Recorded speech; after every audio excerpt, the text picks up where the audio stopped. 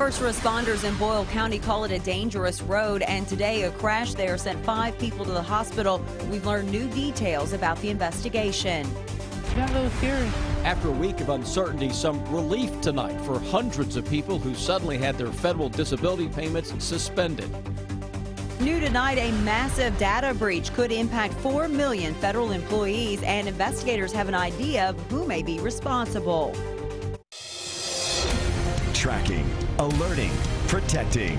This is WKYT News at 11. Good evening to you. It shut down a busy Boyle County road for part of the afternoon. Tonight, we are learning more about a bad crash that sent 5 people to the hospital. And investigators say that 2 of those people were seriously injured. The crash happened late this afternoon on Highway 52 just east of Danville. Our Monique Blair received an update from investigators tonight, and she's at the live desk with our top story at 11. Monique? Emergency officials described this crash as, quote, pretty violent after 5 people had to be transported to local hospitals as a result of the crash that happened this afternoon on Kentucky 52 in Boyle County. We had 2 vehicles involved, pretty violent crash. Around 3:15, emergency crews were called out to Lancaster Road, Kentucky 52 near Goggin Lane on Clark's Run Bridge after 2 cars collided. One was headed towards Lancaster, one was headed towards Danville.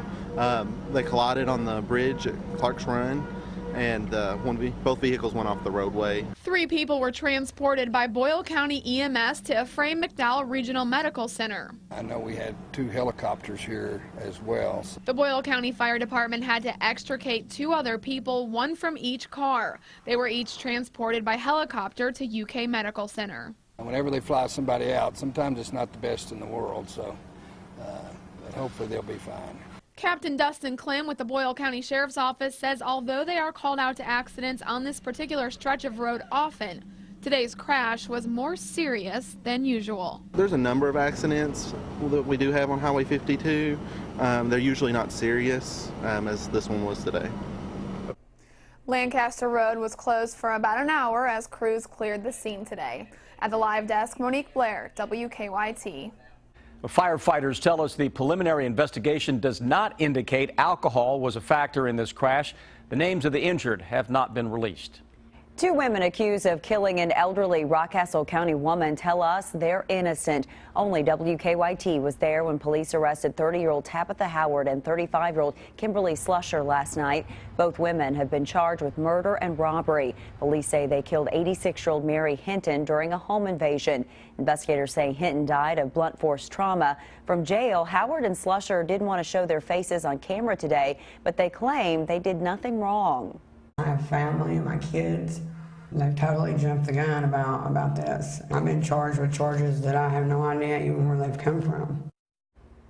According to court documents, Slusher and Howard are in a relationship. Both claim they're being targeted because of their past and their sexual orientation. Police say they have witnesses and evidence that placed both women inside Hinton's home.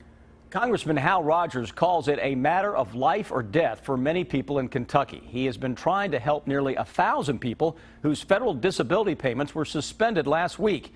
It came as the government investigates if a lawyer used fraudulent information to secure the disability benefits. But today, those people learned their benefits have been restored, at least for now. New at 11, Garrett Weimer talks to a Richmond man who's now relieved. It's been a rough week for Russell Gibson. Not know if you're going to pay your bills, or how you going to keep the electric on the house, or the phone bill, cable bill. It got a little scary.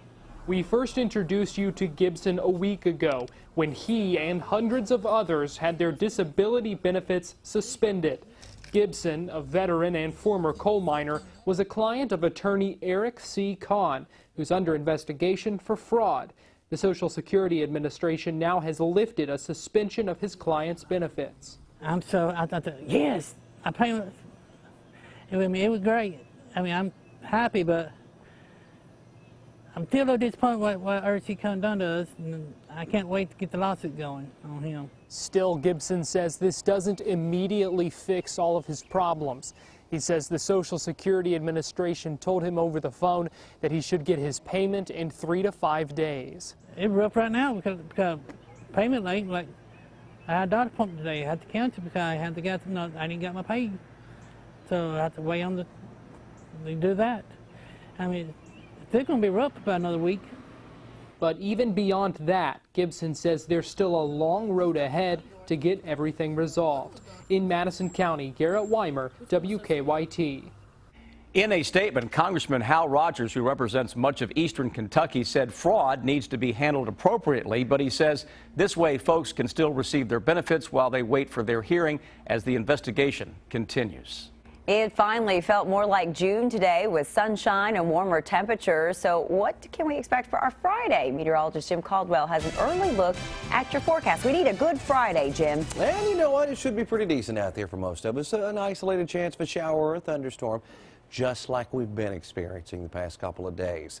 That means most of us won't see anything at all. We look outside right now with Defender, and you can see that it's generally quiet. A few showers showed up in eastern parts of Kentucky, and that's been the targeted zone. We talked about that yesterday, and that was certainly the case again today. In Lexington right now, we're down to 66 degrees. Not bad. 68 in Richmond. By the way, yesterday we were only at 67 officially out at the airport for a daytime high. So tonight we're at 66. We got into the low 80s today. But generally we're talking 60s area wide.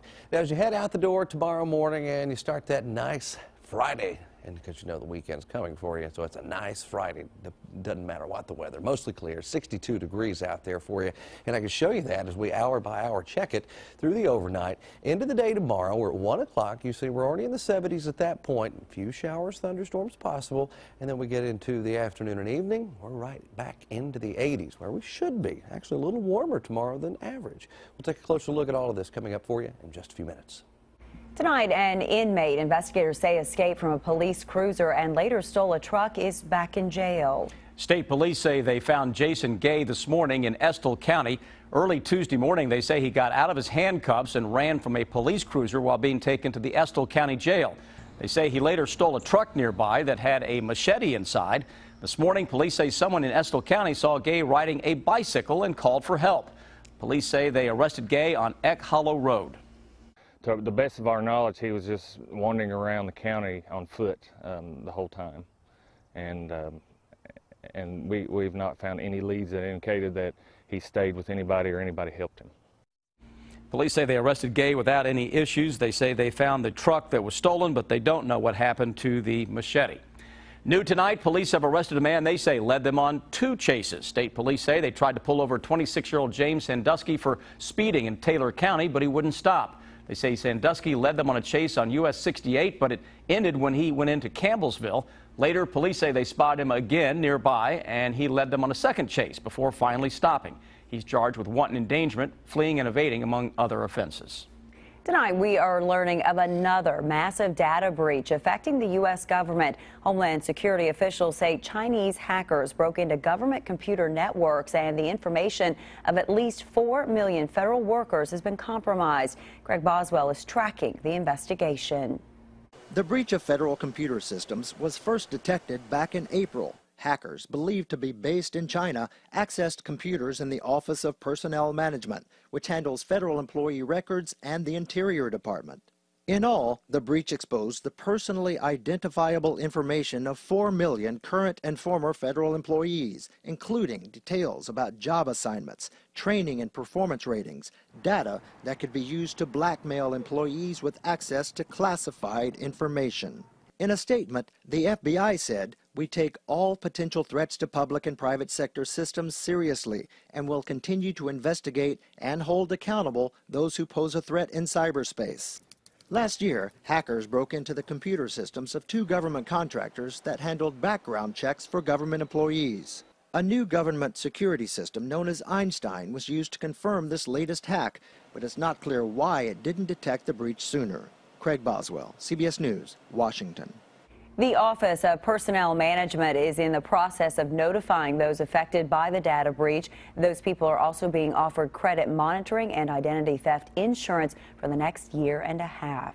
A man who admits he caused a deadly crash in Lexington apologized before he was sentenced today. A judge gave Keenan McLaughlin 17 years for manslaughter, leaving the scene of an accident, and drug trafficking. Last year, police say McLaughlin was leading them on a chase when he hit another car head-on.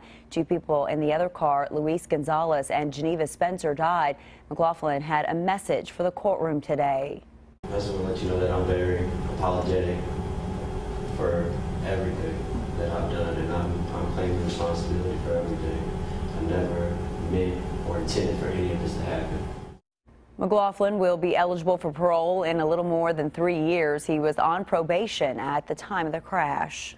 Tonight, the FBI needs your help tracking down a serial bank robber they've called the Sock Hat Bandit. These are pictures taken during the bank robberies. Investigators say in the last 2 months, this man has robbed 7 banks in northern Kentucky and southern Ohio.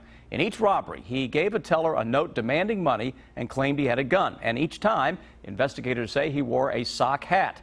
The FBI is offering a $5,000 reward. New tonight, Petco has accepted responsibility for the death of a dog in one of its stores in Virginia. The owner of a 2-year-old golden retriever says she dropped off the dog at the store last weekend for a routine grooming, but she says workers left the dog in a heated drying cage too long, and he later died of a heat stroke. Petco said tonight it has fired the employees directly involved for not following proper procedures.